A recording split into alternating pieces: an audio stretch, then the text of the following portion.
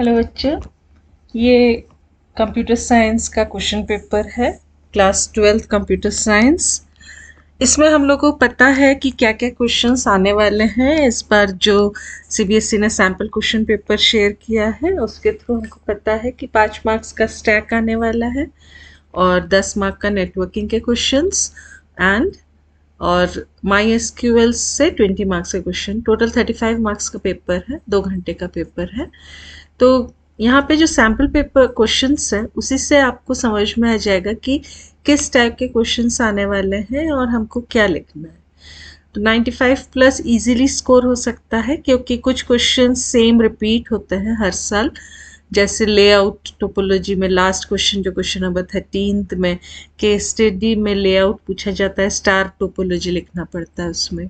फिर सर्वर कहाँ पे प्लेस होगा, जहाँ पे सबसे ज़्यादा नंबर ऑफ कंप्यूटर्स रहेंगे वहाँ पे सर्वर। तो ये कुछ question same as it is repeat होते हैं, तो हम इजीली इसमें 95 प्लस स्कोर कर लेंगे। चलिए आज एक पेपर सॉल्व करते हैं। What is stack? Right any one application of stack. Stack क्या है और उसका एक एप्लीकेशन लिखना है। जब हम एक के ऊपर एक कोई सामान रखते हैं तो वो स्टैक की तरह काम करता है, स्टैक ऑफ बुक या स्टैक ऑफ फाइल्स। तो उसमें क्या होता है कि लास्ट में जो हम रखते हैं, लास्ट बुक जो रखते हैं उसी को हमको पहले पॉप आउट कर सकते हैं सबसे पहले। तो स्टैक आंसर्स यहाँ राइट हैंड साइड में आंसर्स आपको दिखेंगे और लेफ्ट साइड में आपको बाएं की तरफ आपको क्वेश्चन पेपर दिखेगा और दाहिने साइड में आपको इसके आंसर्स मार्किंग स्कीम दिखेगा। Stack is a linear data structure. Stack uses LIFO, last in first out algorithm. All operations such as insertion, push and deletion pop of element takes place from one end only. तो ये stack का definition है। Stack एक linear data structure है जिसमें last in first out, जो last में हम रखते हैं, जैसे स्टैक ऑफ प्लेट्स है। अगर एक प्लेट के ऊपर हम बहुत अलग दूसरे प्लेट्स रख रहे हैं तो लास्ट इन फर्स्ट आउट का मतलब है जो लास्ट प्लेट रखा जाएगा उसी को हम सबसे पहले हम निकाल सकेंगे। तो स्टैक यूजेस लीफो, ये इंपॉर्टेंट है। व्हाट इज स्टैक में? LIFO algorithm. All operation such as insertion, push. Insertion means जब एलिमेंट को डालना है या लिस्ट को डालना है तो पुश ऑपरेशन बोला जाता है। एंड डिलीशन, जब उसमें डिलीट किया जाता है तो लास्ट एलिमेंट डिलीट होता है, उसको पॉप बोलते हैं। Of element takes place from one end only, खाली वो लास्ट से ही हम उसमें पुश एंड पॉप कर सकते हैं। अब इसका एप्लीकेशन पूछा गया है। तो infix to post conversion and evaluation of postfix expression, ये इसका स्टैक का एक एप्लीकेशन है जिसमें हम जब इवैल्यूएट करते हैं पोस्टफिक्स एक्सप्रेशन को तो लास्ट के एलिमेंट्स को हम निकालते हैं जब ऑपरेटर आता है। अगर बाइनरी ऑपरेटर है तो 2 ऑपरेंड को लेके वो काम करता है, अगर यूनरी। तो ये इस बार सिलेबस से कैसे होता है ये काम, इवैल्यूएशन, ये हटा दिया गया है। लेकिन अगर एप्लीकेशन ऑफ स्टैक पूछा जाएगा तो infix to post conversion and evaluation of postfix expression, ये हम लिखेंगे। Question number 2, name the device used for security of a network. एक नेटवर्किंग का क्वेश्चन है। इसमें सिक्योरिटी के लिए हम फायरवॉल यूज़ करते हैं, एंटीवायरस यूज़ करते हैं, लेकिन यहाँ पे डिवाइस पूछा गया है तो डिवाइस में हम फायरवॉल लिखेंगे। फायरवॉल हार्डवेयर सॉफ्टवेयर का कॉम्बिनेशन है, तो सिक्योरिटी के लिए हम फायरवॉल यूज़ करते हैं। Next is name the connector use to connect the computer with LAN. जब हम लैन में कनेक्ट करते हैं, कंप्यूटर लैब में आपने देखा होगा, तो कौन सा कनेक्टर यूज करते हैं? आंसर इज रजिस्टर्ड चॉकी 45, RJ45 हम यूज करते हैं कनेक्ट करने के लिए, लैन कनेक्शन के लिए। Next question, choose correct DDL, DML, DCL, TCL commands from the following. अब हमको पता है कि इसका एक क्वेश्चन आएगा ही। DDL, DML तो आता ही है। DDL 3 कमांड्स होते हैं, create, alter, drop. DML 3 commands होते हैं, insert, update, delete. NCERT book में सिलेक्ट को DQL डेटा क्वेरी लैंग्वेज में लिखा गया है। और नेक्स्ट इज DCL में ग्रांट एंड रिवोक होता है और TCL में कमिट, सेव पॉइंट और रोल बैक होता है। Commit, roll back and save point होता है। तो इन कमांड्स को राइट हैंड साइड में आपको ये आंसर दिख रहा है, आप कॉपी पे इस आंसर को लिख लीजिए, क्योंकि ये DDL और DML तो आएगा ही। DDL के 3 commands create, alter, drop, DML के 3 कमांड्स इंसर्ट, अपडेट, डिलीट। पुराने बुक्स में सिलेक्ट भी दिया गया है, अब NCERT बुक में वो DQL में दिया गया है, तो सिलेक्ट को हम DQL में भी लिख सकते हैं या फिर DML में लिख लेंगे। Next, define constraints. एक एक टॉपिक के ऊपर यहाँ पे जो अलग अलग टॉपिक्स है, अगर आपको डिटेल में देखना है तो डिस्क्रिप्शन में स्टडी मटेरियल करके दिया गया है। स्टडी मटेरियल में एक एक टॉपिक के ऊपर पूरा वीडियो बना हुआ है। आपके पास अगर टाइम है तो आप उसको आधे घंटे के लेक्चर से आप देख सकते हैं। स्टैक के बारे में, नेटवर्किंग के बारे में, कमांड्स, DDL कमांड के बारे में, DML, तो ये डिटेल में आप वहाँ पे जाके डिस्क्रिप्शन में आप वीडियोस को देख सकते हैं। Next question, fourth question is define constraints in database with suitable example. Constraints सारे चेक्स जब हम टेबल क्रिएट करते हैं डेटाबेस में, जब हम लोग डेटाबेस क्रिएट करने के बाद टेबल क्रिएट करते हैं तब हम कंस्ट्रेंट्स डालते हैं, जैसे प्राइमरी की कंस्ट्रेंट या फिर unique, check, not null, default constraints.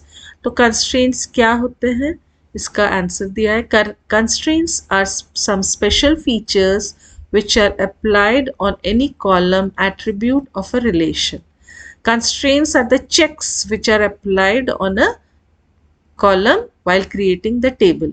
जब हम टेबल को क्रिएट करते हैं, जो भी हम चेक्स डालना चाहते हैं, कि अगर सपोज हमको कोई भी चेक डालना है, चेक मतलब वो वैल्यूज को नहीं एंटर कर सकते। सपोज प्राइमरी की हमने लिखा है तो उसमें unique and not null value होता है।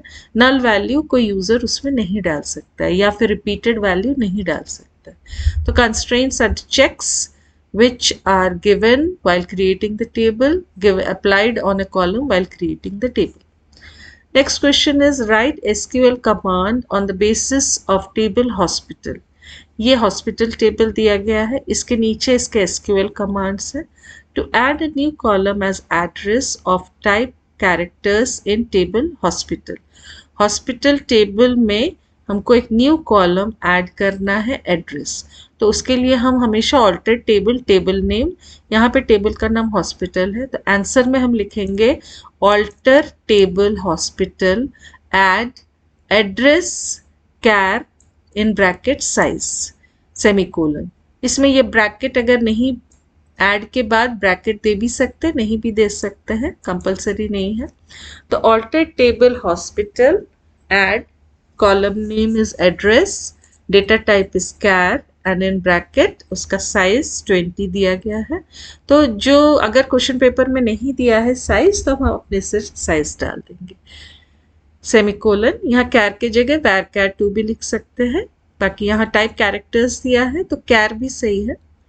Next, create a new table named P data having column name, age, department and fee from existing table hospital.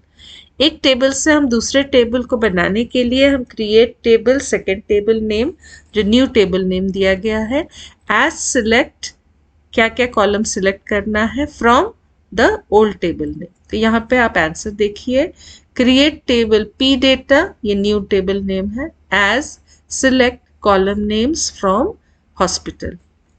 Next question, Arvind is learning MySQL for managing different databases and tables for his Python-based application software. Tell him the SQL commands for the following. How to show pre-existing database. सारे databases को देखने के लिए हम show databases लिखते हैं, तो इसका आंसर है show databases semicolon. Next, how to use a desired database.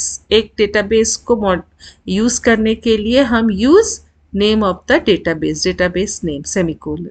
Suppose student database है, हमको उसमें जाके काम करना है या चेंज करना है, तो how to use it, use student, semicolon. Next, write the answers on the basis of table product. ये एक प्रोडक्ट टेबल दिया गया है, इसके बेसिस पे ये क्वेश्चंस दिए हैं, इसके आंसर्स लिखने हैं। Write the names of most appropriate columns which can be considered as primary key in the table product and justify your answer. इसमें हमको write the names of most appropriate columns which can be considered as primary key. Primary key किसको बोलते हैं? जिसमें unique and not null values होते हैं। तो इस टेबल में unique and not null value के साथ साथ हम नॉर्मली जो फर्स्ट कॉलम रहता है उसमें हम चेक कर लेंगे, अगर उसमें unique and not null values है तो हम उससे सर्च कर सकते हैं। तो इस पर्टिकुलर टेबल में आपको दिख रहा है कि फर्स्ट सेकेंड में भी unique and not null values है, तो हम पी नेम से भी सर्च कर सकते हैं। लेकिन नॉर्मली टेबल का जो पहला कॉलम रहता है PNO, इसमें unique and not null values है, तो मोस्ट अप्रोप्रिएट पूछा गया है इसीलिए हम इसमें PNO लिखेंगे। Next, what is the degree and cardinality of the table product? Degree किसको बोलते हैं? टोटल नंबर ऑफ एट्रीब्यूट्स और कॉलम्स इन अ टेबल और रिलेशन। और कार्डिनैलिटी किसको बोलते हैं? टोटल नंबर ऑफ रोज और टपल्स इन अ टेबल और रिलेशन। अब इसमें रोज कितने हैं? 101, 102, 3, 9 एंड 13, तो 5 रोज है, कॉलम्स 4 है, तो डिग्री में हम 4 लिखेंगे, कार्डिनैलिटी में 5 लिखेंगे। आप राइट हैंड साइड में आंसर से चेक कर सकते हैं कि आपका आंसर सही है कि नहीं। अब वीडियो को पॉज करके पहले क्वेश्चन को देख के सॉल्व कर लीजिए। सॉल्व करने के बाद आपको आंसर्स राइट हैंड साइड में दिख रहे हैं, तो अपने आंसर्स को आप चेक कर लीजिए कि आपका प्रिपरेशन कितना हुआ है। नेक्स्ट, टेबल सप्लाई दिया गया है। Write the names of most appropriate columns which can be considered as candidate key in table product and justify your answer. Candidate keys किसको बोलते हैं? जो प्राइमरी की बन सकते हैं उनको कैंडिडेट की बोलते हैं, जिसमें unique and not null values होते हैं। तो इस सप्लाई टेबल में फर्स्ट कॉलम में सारे unique and not null values हैं, सेकेंड में भी सारे यूनिक एंड नॉट नल है, थर्ड में भी सारे यूनिक एंड नॉट नल है। तो ये तीनों इसमें candidate keys to become a primary key, ये सारे तीनों कैंडिडेट कीज है क्योंकि तीनों में यूनिक एंड नॉट नल है। लेकिन नॉर्मली हम प्राइमरी की किसको बनाते हैं? जैसे प्रोडक्ट नंबर है, रोल नंबर है, तो इसमें जो है PNO वो हमारा प्राइमरी की हो जाएगा। और जो प्राइमरी की नहीं बन सका जैसे C नेम, कैंडिडेट नेम, तो वो हमारा इस केस में ऑल्टरनेट की हो जाएगा। इसका आंसर होगा PNO। कैंडिडेट की जो होगा वो होगा PNO और C नेम, कस्टमर नेम, तो C नेम, ये 2 हो जाएगा इसका candidate key. Next question, write the type of key which can be given for the identical columns in table product and supply. दो टेबल को जोड़ने के लिए हम जो कॉमन आइडेंटिकल कॉलम होता है जिसको फॉरेन की बोलते हैं, वो इस दोनों टेबल में, सप्लाई टेबल और प्रोडक्ट टेबल में PNO जो है इससे हम जोड़ सकते हैं दोनों टेबल को। तो PNO हमारा इसमें फॉरेन की है। तो right the type of key which can be given for the identical columns. कौन सा की है? वो फॉरेन की है। और कौन सा कॉलम है इस दोनों में कॉमन? PNO है, तो PNO लिखेंगे हम। Next, section B। Section B, Avni is trying to connect Python with MySQL for her project. ये कनेक्टिविटी का क्वेश्चन है, एक क्वेश्चन कनेक्टिविटी का आएगा। Help her to write the Python statement on the following. Name the library which should be imported to connect MySQL with Python. MySQL को Python से connect करने के लिए जो हम इंपोर्ट करते हैं उस लाइब्रेरी का नाम mysql.connector है। तो इसमें उसका नाम लिखने के लिए पूछा गया है और उसका सिंटैक्स होता है import mysql.connector.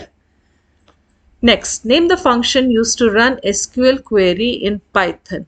SQL query in Python जब हम लोग लिखते हैं प्रोग्राम तो SQL queries को हम execute कमांड में डालते हैं। तो .execute करके ब्रैकेट में हम SQL कमांड को डालते हैं। तो कौन सा फंक्शन SQL क्वेरी को रन करता है? Execute function. तो आंसर में लिखेंगे एग्जीक्यूट। अच्छा, ब्रैकेट में उसका क्वेरी, SQL क्वेरी लिखा जाता है। Next, right Python statement of connect to connect function having the arguments values as host name, username, user, password and database. जब हम कनेक्ट करते हैं तो mysql.connector.connect ब्रैकेट में होस्ट इक्वल्स टू, ये डबल कोट्स में लिखा जाता है, host name comma user equals to. आप एक बार आंसर को यहाँ से चेक कर लीजिए, इस आंसर को आप अपने कॉपी में लिख लीजिए। तो कनेक्ट करने के लिए हमेशा हम क्या लिखते हैं, mysql.connector.connect होस्ट इक्वल्स टू जो दिया रहेगा, comma user equals to double quotes में रूट, यहाँ पे रूट दिया गया है, पासवर्ड का स्पेलिंग PASSWD होता है, इक्वल्स टू डबल कोट्स में उसका पासवर्ड जो दिया रहेगा, comma database equals to double quotes में डेटाबेस का नाम जो दिया रहेगा। तो ये है हमारा कनेक्ट फंक्शन जो दोनों को कनेक्ट करेगा। नेक्स्ट इसमें और में एक क्वेश्चन है, Raju's tutor has given instructions to write a table in MySQL as given below. Help him to get the solution. Name of the relation should be employee. एक relation table हमको create करना है जिसका नाम है employee. Column name with data types as this. ये 4 column है, उसके data type, उसका size और उसका constraint. तो इसको आंसर में कैसे लिखते हैं, क्रिएट टेबल, टेबल का नाम एम्प्लॉय है, तो क्रिएट टेबल एम्प्लॉय ब्रैकेट में एक एक डेटा कॉलम का नाम, उसका डेटा टाइप, साइज और कंस्ट्रेंट। अगर साइज नहीं दिया, जैसे इंट में कंपलसरी नहीं है साइज लिखने का, तो इसमें हम डायरेक्टली कॉलम का नाम लिखेंगे एम्पाईडी इंट, उसका कंस्ट्रेंट प्राइमरी की, कॉमा सेकेंड कॉलम का जो नाम है उसका डेटा टाइप, उसका साइज, उसमें कोई कंस्ट्रेंट नहीं है तो वो नहीं लिखेंगे, कॉमा थर्ड कॉलम का नाम, उसका data type size, comma fourth column का नाम, उसका डेटा टाइप साइज हमेशा ब्रैकेट में रहेगा, और क्लोज करके लास्ट में क्रिएट टेबल को क्लोज करके सेमीकोलन डालना है। To terminate the command semicolon is compulsory, semicolon हर एक कमांड MySQL कमांड के लास्ट में डालना जरूरी है। Next, write a function push student and pop student to add a new student name and remove a student name from a list student, considering them to act as push and pop operations of stack data structure in Python. तो ये हमारा stack का question है जिसमें हमको 2 functions लिखने हैं। तो यहाँ पे डेफ पुश स्टूडेंट और एक डेफ पॉप स्टूडेंट, 2 फंक्शंस लिखने हैं। ये हमको पता है, अपेंड करके हम स्टूडेंट को ऐड करेंगे और पॉप करके हम रिमूव करेंगे। तो इसमें एक न्यू स्टूडेंट नेम यूजर से लेना है और उसको ऐड करना है। तो ऐड करने के लिए हम लिखेंगे क्या, यहाँ पे डेफ पुश ब्रैकेट में स्टूडेंट लिखेंगे। ये आपको पूरा स्टूडेंट दिया हुआ है क्वेश्चन पेपर में, तो हमको भी यहाँ पे पूरा स्टूडेंट लिखना पड़ेगा, STUDENT।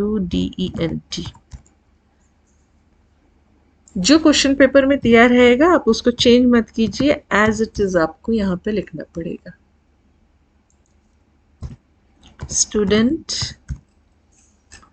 Next, student name equals to input enter name of student, जिस नेम को आप डालना चाहते हैं। फिर स्टूडेंट स्टैक का नाम यहाँ पे स्टूडेंट है, तो हम यहाँ पे स्टूडेंट ही लिखेंगे,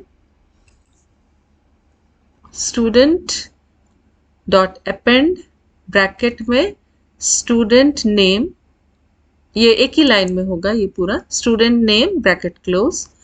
ऐसे ही डेफ पॉप, ये भी स्टूडेंट है, स्टैक का नाम यहाँ पे स्टूडेंट हमने लिखा है, तो यहाँ पे स्टूडेंट अगर ये एम्प्टी है तो स्टैक इज एम्प्टी, और डिलीट करने के लिए हमको स्टूडेंट डॉट पॉप करना पड़ता है, तो स्टूडेंट डॉट पॉप।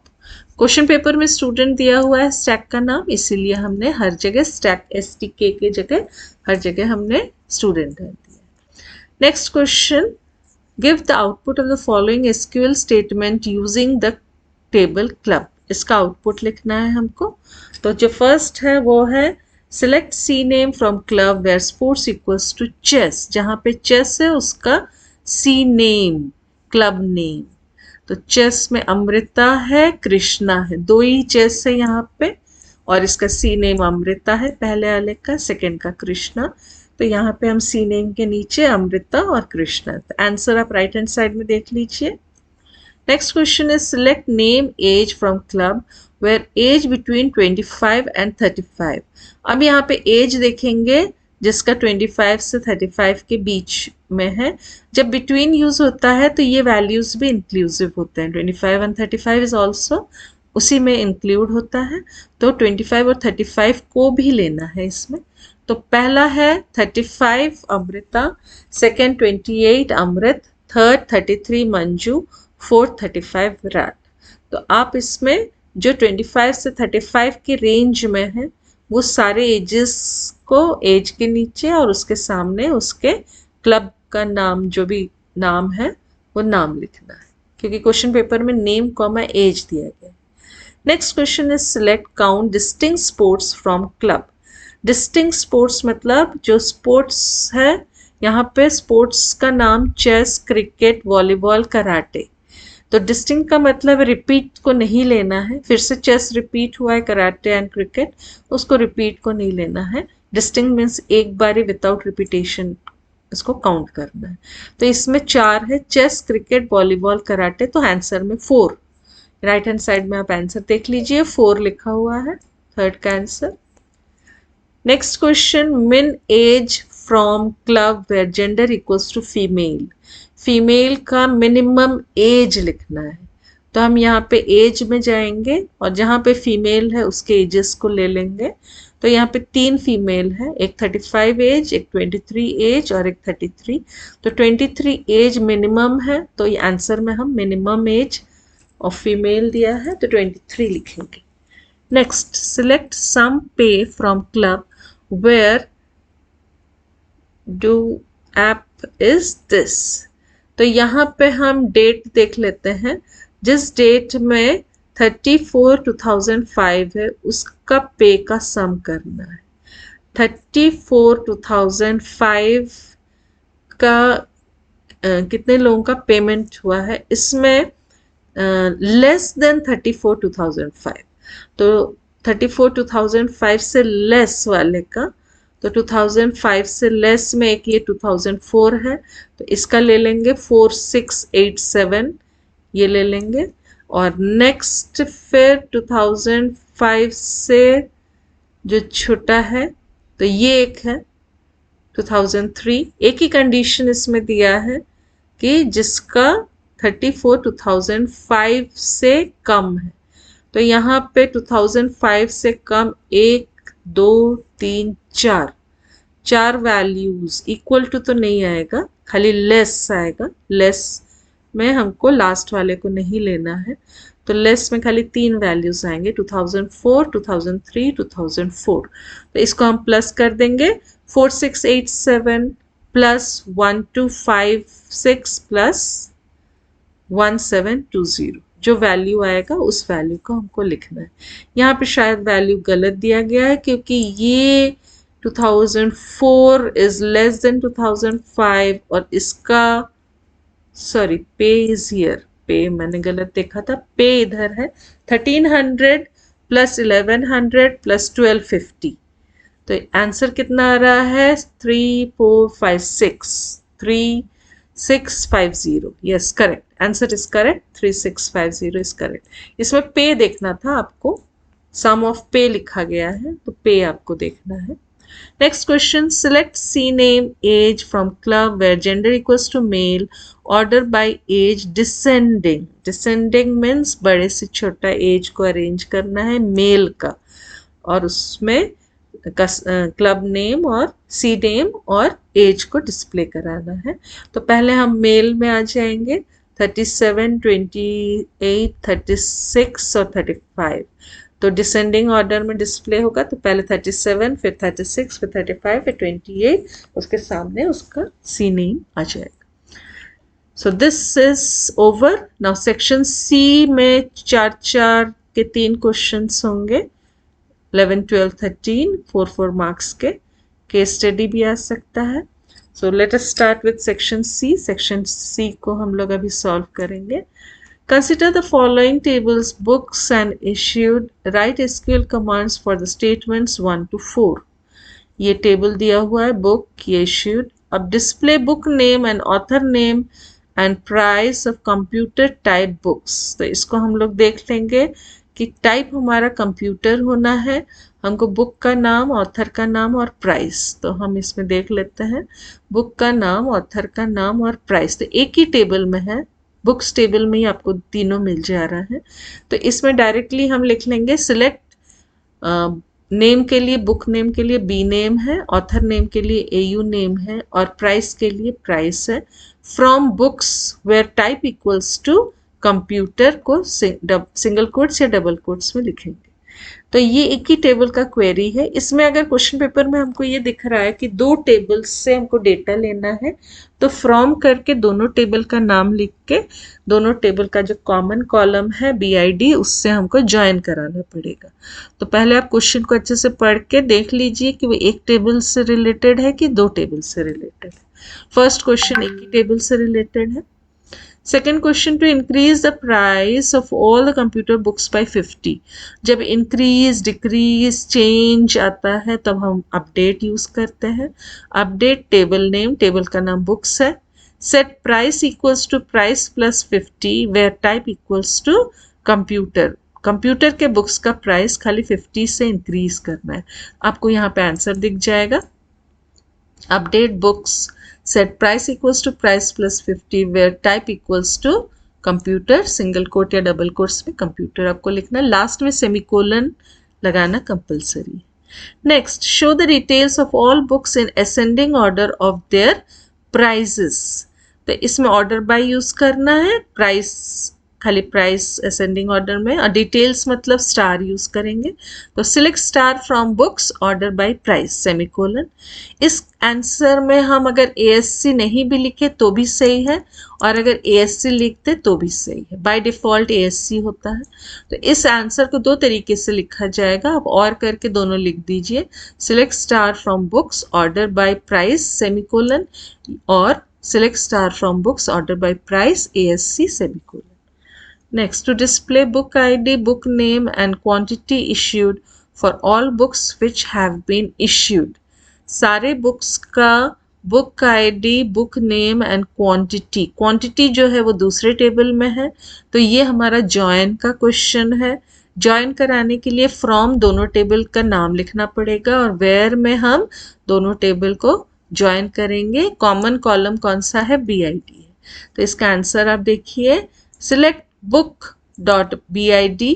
जब BID डिस्प्ले कराने के लिए बोलेंगे बुक ID, तो ये दोनों टेबल में है BID. तो खाली अगर सिलेक्ट BID लिखेंगे तो एरर आ जाएगा कि किस टेबल का BID. इसीलिए हमको कोई भी एक टेबल, यहाँ पे एक टेबल है बुक्स करके टेबल है और एक इश्यूड है, तो हमको यहाँ पे बुक्स डॉट BID, यहाँ पे books dot BID comma B name comma QTY underscore issued from books comma issued where books dot BID equals to issued dot BID.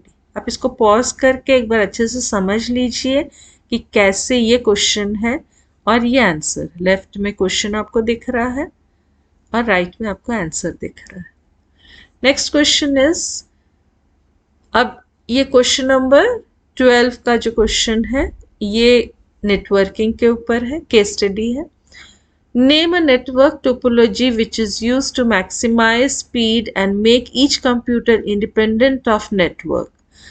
जब हम कंप्यूटर्स को आपस में कनेक्ट करते हैं, network topology means how the nodes are connected to each other. Star में, bus में हम कनेक्ट करते हैं, तो उसमें हमको अगर अलग अलग make each computer independent of network, हर एक कंप्यूटर को अलग अलग कनेक्ट करना है, तो हम स्टार टोपोलॉजी यूज करते हैं. तो क्वेश्चन में पूछा है नेम द नेटवर्क टोपोलॉजी का नाम लिखना है, तो आंसर में स्टार टोपोलॉजी लिखेंगे. Second, suggest a switching technique in which the information is transferred using store and forward mechanism. इस पर्टिकुलर क्वेश्चन में स्विचिंग टेक्निक्स, हमने 3 स्विचिंग टेक्निक्स पढ़े हैं, message, circuit end packet switching. Message switching, circuit switching end packet switching. इस particular question में information is transferred from using store and forward mechanism. पूरे message को, पूरे इंफॉर्मेशन को हमको ट्रांसफर करना है, तो इस पर्टिकुलर का आंसर मैसेज स्विचिंग हो जाएगा। अगर इसमें बोला जाएगा कि रिसीवर और सेंडर दोनों को कनेक्ट करके करना है, सर्किट स्विचिंग हो जाएगा। और पैकेट बना के भेजना है तो पैकेट स्विचिंग हो जाएगा, जो हम TCP/IP में पैकेट स्विचिंग यूज करते हैं। Next, what is the difference between MAC and IP address? Any two on each. तो MAC address media access control, IP address internet protocol. MAC address जो है 48 bit address, IP address 32 bit address. MAC physical address है, IP logical address है। इसमें हमारे पास examples book में बहुत अच्छे से एग्जाम्पल्स दे के दिए हुए हैं, तो आप वो एग्जाम्पल्स को लिख सकते हैं कि किस में 6 बिट रहता है, किस में 4 बाइट रहता है, तो उसको आप फिर एग्जाम्पल्स के साथ लिख सकते हैं। Next is expand the following. 4 expansion है। Wireless in local loop, ARPANET, CSMA, DNS code, DNS domain name system. आप इसमें देख लीजिए, WLL का फुल फॉर्म है wireless in local loop. ARPANET का है advanced research projects agency network. CSMA का है carrier sense multiple access. DNS का है डोमेन नेम सर्वर। तो ये जो फुल फॉर्म्स है, ऑलरेडी हम लोग एक एक टॉपिक पे फुल फॉर्म्स का भी एक वीडियो है, अब स्टडी मटेरियल में जाएंगे नीचे, 12th computer science study material, उसमें सारे नेटवर्किंग वाला भी जो एक प्लेलिस्ट है, उसमें आपको फुल फॉर्म, सारे फुल फॉर्म्स मिल जाएंगे। डिफरेंसेस भी, ये जो ऊपर डिफरेंसेस है, सारे डिफरेंसेस का एक वीडियो बना हुआ है, आप एक बार अच्छे से उसको, अभी टाइम है आपके पास, अच्छे से देख लीजिए। नेक्स्ट, ये केस स्टडी हर पेपर का लास्ट का क्वेश्चन है, जिसमें 4 विंग्स या ब्लॉक या डिपार्टमेंट दिए रहेंगे या बिल्डिंग दिए रहेंगे, जिसको आपस में कनेक्ट करना है, डिस्टेंस दिया रहेगा और उसके कंप्यूटर्स, नंबर ऑफ कंप्यूटर्स दिए रहेंगे। 4 क्वेश्चंस रहेगा। केबल लेआउट जो है, हम सबसे पहले स्टार बनाएंगे, फिर बस बनाएंगे। तो यहाँ पे लेआउट 1 में बस टोपोलॉजी दिया है, आप उल्टा भी, क्योंकि जो CBSE का आंसर स्कीम था उसमें स्टार टोपोलॉजी को पहले बनाया था, तो आप लेआउट 1 में स्टार, लेआउट 2 में बस बना सकते हैं। यहाँ पे लिख दीजिए, जैसे लेआउट 2 यहाँ पे स्टार है, तो आप ब्रैकेट में स्टार टोपोलॉजी भी यहाँ पे लिख दीजिए, लेआउट 2 के ब्रैकेट में स्टार टोपोलॉजी।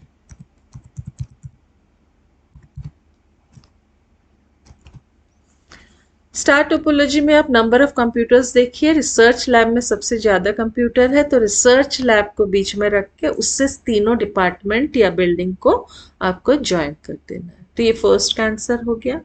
सेकेंड का आंसर हमेशा नॉर्मली पूछा जाता है कि सर्वर हमको कहाँ प्लेस करना है, suggest the most suitable place to house the server. Server हमको कहाँ प्लेस करना है, तो जहाँ पे सबसे ज़्यादा कंप्यूटर होता है, रिसर्च लैब इस पर्टिकुलर क्वेश्चन में 100 सबसे ज़्यादा कंप्यूटर है, तो आंसर में हम लिखेंगे research lab, because it contains the maximum number of computers. तो यहाँ पे लिखा गया है the most suitable place building to house the server of the, ये पूरे क्वेश्चन को जस्ट इन्होंने कॉपी कर दिया है, would be building research lab as this building contains maximum number of computers।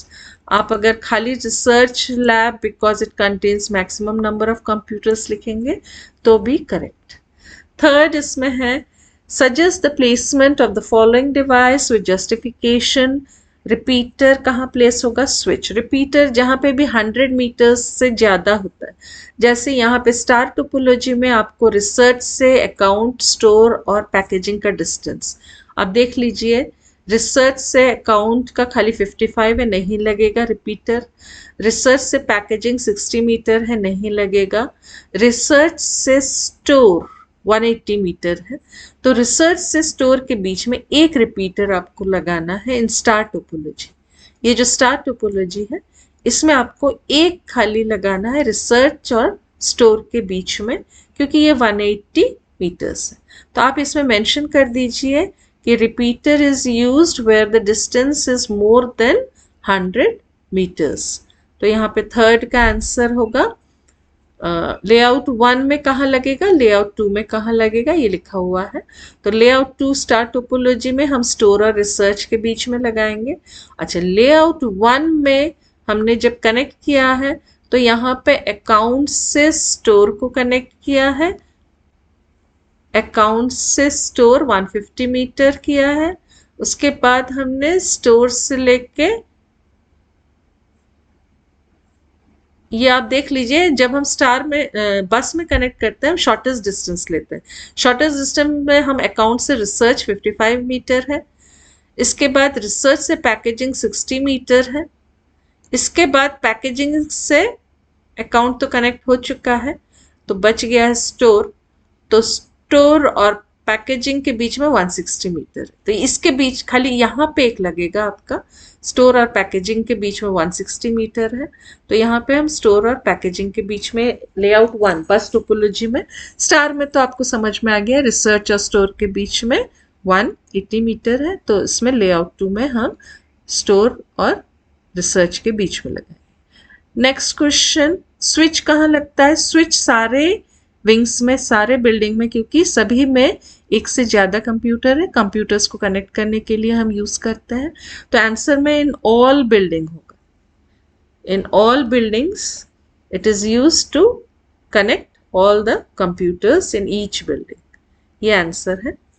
Last question है, which fast and very effective wire based transmission medium. Wire based का मतलब होता है ऑप्टिकल फाइबर होता है सबसे fastest, should preferably be used to connect the buildings for their web based activities। Broadband use करेंगे, optical fibre use करेंगे, fibre optics use करेंगे, उसमें लाइट यूज होता है फाइबर ऑप्टिक्स में, और जो कि सबसे fastest wire based transmission medium है।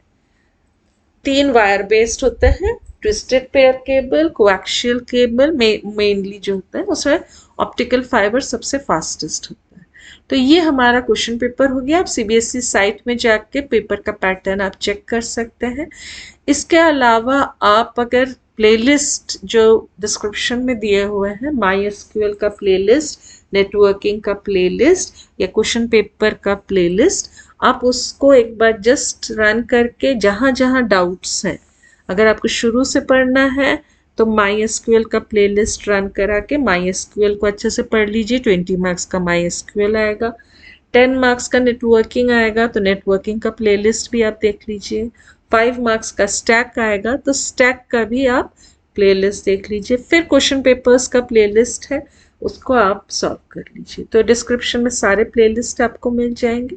जो भी डाउट्स है इसमें या कोई पर्टिकुलर एक टॉपिक में डाउट है तो वो आप कमेंट में डाल दीजिए, उन डाउट्स को हम क्लियर कर देंगे। ठीक है, thank you, all the best for your exam. आराम से आपका स्कोर, अगर आप एक बार समझ ले पेपर में क्या क्या क्वेश्चंस, सेम क्वेश्चंस हर पेपर में रिपीट हो रहे हैं, थोड़ा सा लैंग्वेज थोड़ा सा चेंज रहता है, आपको खाली बस समझ लेना है और उसके बाद आप इजीली 95 प्लस स्कोर कर सकते हैं। Thank you.